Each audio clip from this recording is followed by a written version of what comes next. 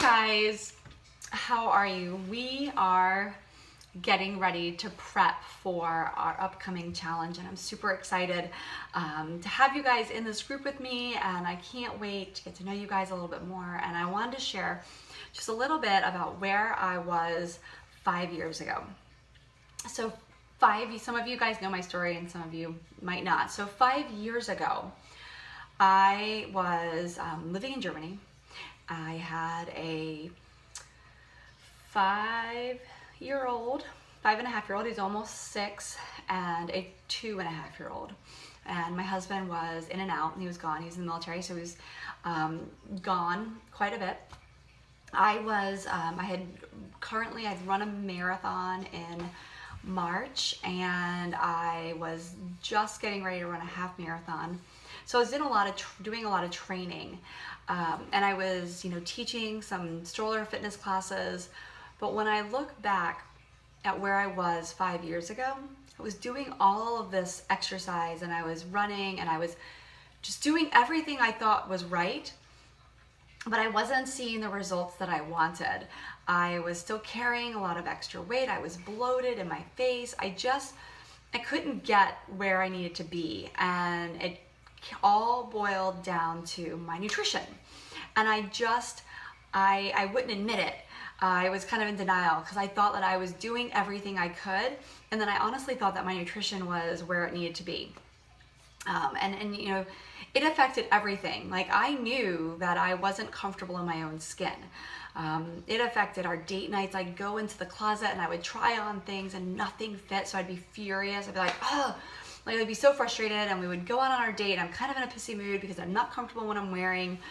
It affected us in so many different ways, and it affected my energy levels. Like, I was so tired. I was basically doing everything on my own because my husband was gone a lot. So I was chasing after these 2 boys all the time, and I didn't have the energy, even though I thought I did, and I thought that I was making good choices. But when it really boiled down to is that I wasn't fueling my body properly. And it wasn't until somebody shared with me an opportunity to try something different.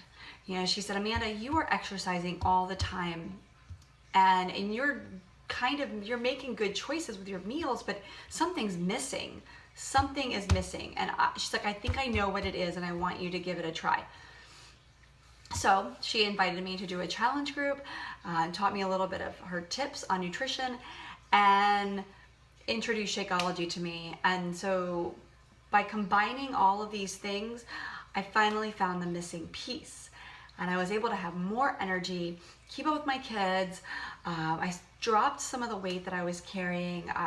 My stomach, I got healthier in my stomach. It all started to click. And then I kind of fast forward 5 years. I've had 2 really healthy pregnancies, and I'm 11 months postpartum right now. So it is propelled my fitness and my energy, and everything that I was doing before, I'm still doing, but I'm so much stronger, and I feel so much better. And I want to share these tips with you, and I want to talk about kind of how to go about it, because meal prep is it can be really overwhelming. I may have made my final push into this was 5 years ago, but honestly, Chris and I started really tapping into nutrition 10 years ago. I still was eating the wrong portions.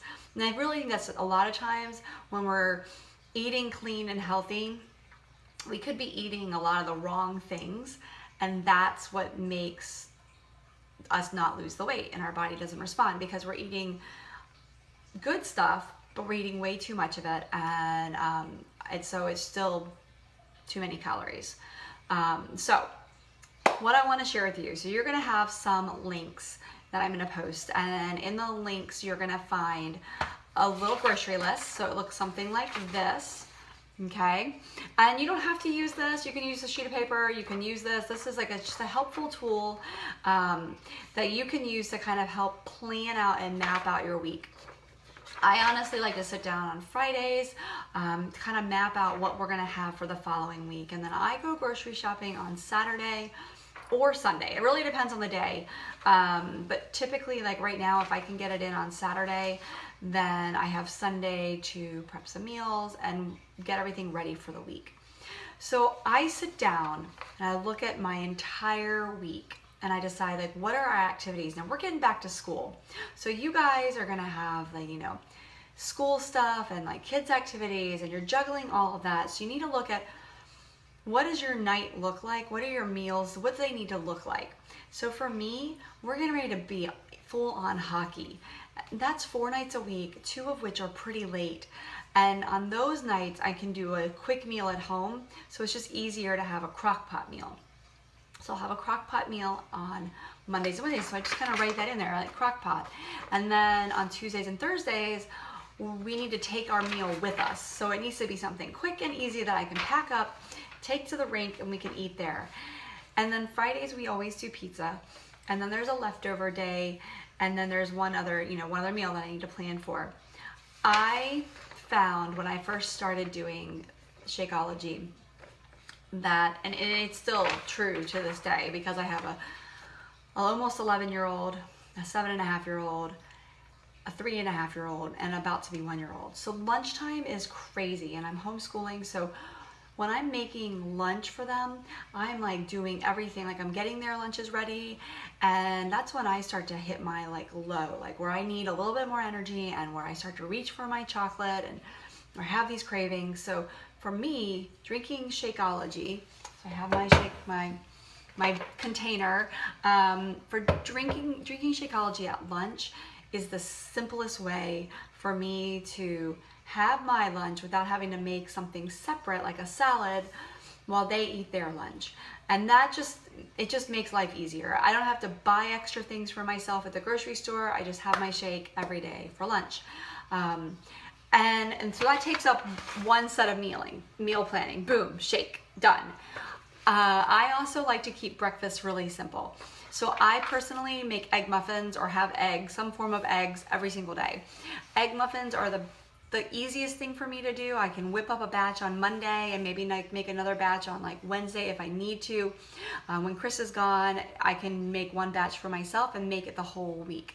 I'll make up the egg muffins. I kind of just look around at what I have. I'll buy peppers and I'll put, I usually use 12 eggs, and I use peppers and onions and maybe some tomatoes, and I chop it all up. I stick it all in a bowl. I mix it up, put it in a muffin pan, stick it in the oven for like 30 minutes, pull it out, and I have 2 egg muffins with my breakfast every morning. And then I have chopped up fruit. Boom, done. And the boys will have their breakfast.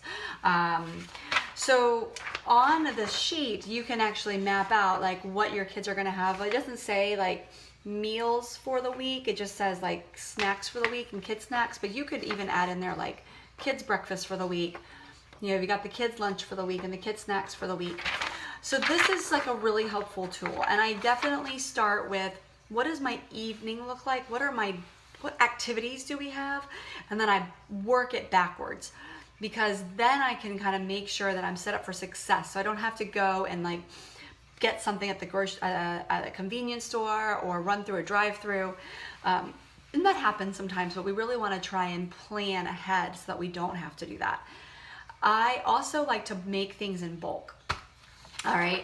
So there's going to be, one of your links that you're going to click on is an actual like a sample meal plan. So it's kind of like a whole bunch of recipes from all the different programs like TurboFire and Insanity and P90X and 21 Day Fix, and that have just kind of compiled into some ideas, some of our favorites. And some of the things that I like to do as well on Sunday is to bulk prep a lot of easy things. So hard-boiled eggs, ground beef. You can put ground beef on everything. I can make some pasta up for the kids and sprinkle some ground beef on it. Hard-boiled eggs are a great snack to have whenever. You can bulk prep some quinoa or some rice. You can bulk prep. I like to make, in the wintertime, not necessarily in the summer, but in the wintertime, I love to make chili, and I'll make a big pot of chili and double bulk it, so that way we have enough for leftovers throughout the week. throw it on your eggs. You can do a lot with that. So things that you can use to make life easier. I'll bulk prep chicken. I'll cook, I have my George Foreman, I'll pull it out and I'll put a bunch of chicken on the George Foreman, or you can break it out on your grill. And now you have chicken breast that's already cooked that you can put on a salad. You can eat it as a snack by itself. You can cook it up for dinner in the evening. I mean, it's things like that that can help make life a little bit easier for you. Easy snacks, carrots, some apples. Those are like simple things that you can kind of keep around the house. Cherry tomatoes, cucumber, like snap peas, like all of these things I keep easy. I keep it on my grocery list and it's there to grab and go. So anyway, so that's kind of meal planning, how I do it. Also, you guys are all gonna get these fancy little containers. I'm missing a couple. Let me go grab them. All right, so basically you've got these fancy containers that come with your meals, with your package. This is the green one, this is for vegetables. You've got purple for fruit, red for meat, and then let me get the other. Yellow is your carbs. Blue, those are your healthy fats, and then this is like your dressing for salads and stuff. So in your online, or if you got like a hard copy, you usually have a meal plan, and I like to go online and you can pull it up and it tells you exactly what you need, you can have for each of these containers. And so as you're thinking about your meals, you can also think about these containers and how they fit in. And it doesn't have to be overwhelming. Like, keep things simple. Have a vegetable for breakfast, a container of vegetables for breakfast, have a container of vegetables or fruit for breakfast, have a protein. So for example, I make sure that when I make my egg muffins, I put enough fruit or enough vegetables in there so that each, like 2 egg muffins has all like 1 serving of vegetables.